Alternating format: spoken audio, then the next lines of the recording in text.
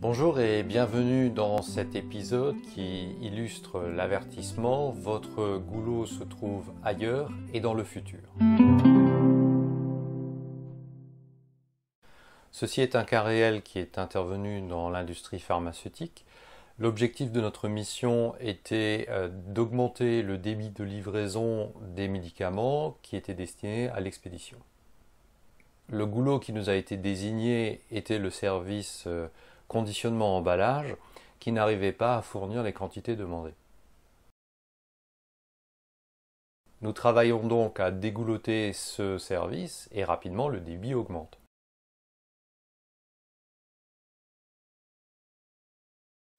Il augmente au point de consommer les stocks en amont, au point de ne plus pouvoir livrer les clients, faute de matières premières. Le service amont, la formulation qui fabrique le médicament, fournit alors par à-coup des quantités qui sont rapidement traitées. La première conclusion, c'est que le goulot réel n'était pas le conditionnement, mais bien la formulation. En effet, le conditionnement avait bien suffisamment de capacité pour traiter les quantités voulues, simplement cette capacité était très mal utilisée. Le stock entre la formulation et le conditionnement laissait à penser que ce dernier était le service goulot, mais le stock ne faisait que masquer la réalité. Donc le goulot réel était bien ailleurs que là où il nous a été indiqué, ce qui est une erreur fréquente dans les entreprises. Deuxième conclusion, une fois le goulot apparent dégouloté, le goulot suivant n'était pas dans l'environnement immédiat du premier, mais dans un autre service, ce qui illustre bien l'avertissement, votre prochain goulot se trouve ailleurs. Enfin, durant cette mission, il nous est apparu que, une fois les stocks internes résorbés, le marché ne passait plus commande.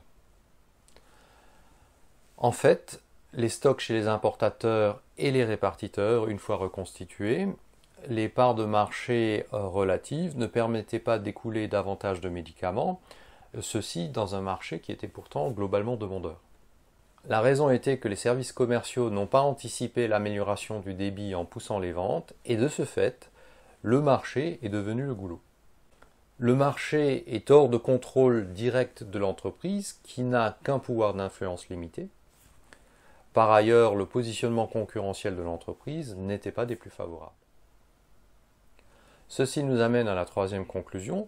Le prochain goulot était bien ailleurs et dans le futur. Il s'agissait en l'occurrence d'anticiper l'amélioration du débit et d'augmenter les efforts commerciaux pour capturer davantage de parts de marché.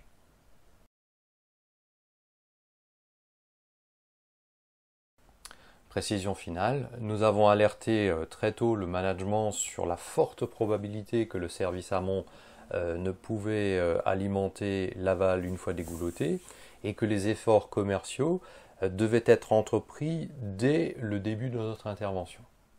Mais du fait d'un fonctionnement en silo et de la recherche d'optima locaux dans les différents départements, il n'a pas été possible de coordonner les efforts et d'exploiter pleinement les capacités dégagées.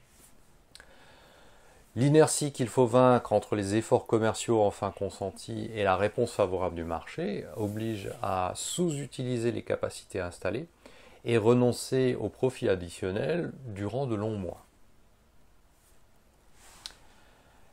Si vous avez aimé cette vidéo, n'hésitez pas à le faire savoir.